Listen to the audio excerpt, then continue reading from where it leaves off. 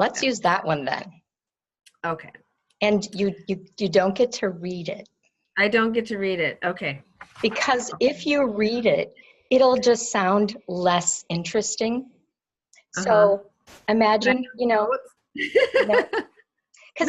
it's in you, you know it. So imagine we're just sitting, we're having a cup of tea or coffee, and I say, Gwen, sometimes I get to understand an organization better when you give me a look at your work through the eyes of someone else. Do you have a story you could tell me? So one way that our organization has this unique opportunity is within our organization, we have a lot of hands-on activities that deals with agriculture.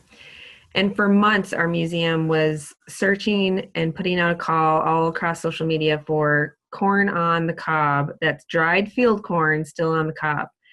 And you wouldn't think it'd be that rare, but with today's modern combines, the corn is taken off the cob automatically.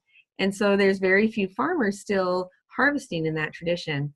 Well, one day we got this call from a gentleman, his name was Melvin.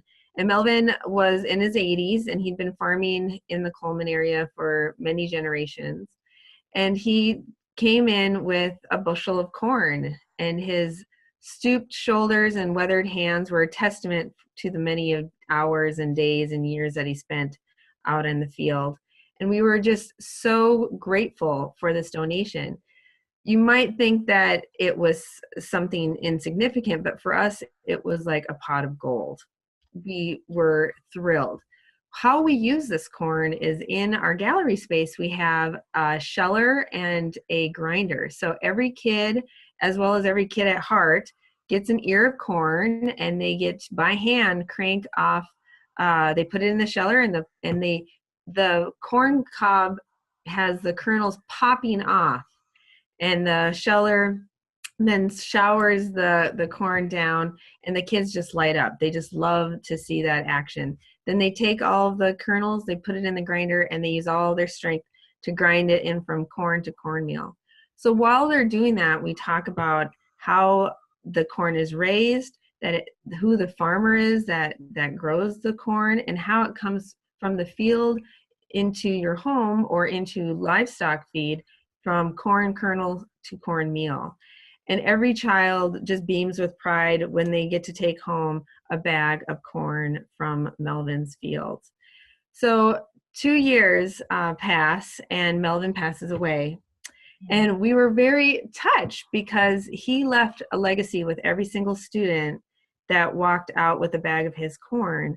And you might not think that he made a lasting impression, but his legacy lives on every single time a child gets to grind up that corn and learn about his story.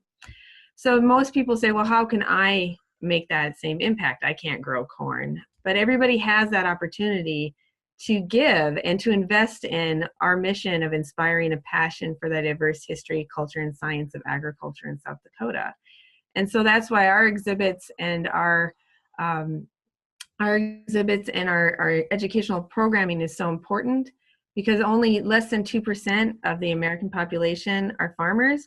And so we have this great opportunity to educate the other 98% about the importance of agriculture in their everyday lives. So this year we spend around $200,000 every year on exhibits and educational programming. And so far we've raised $120,000, but we still have $80,000 to raise to fill that funding gap. And that's where we're looking for people who would like to invest.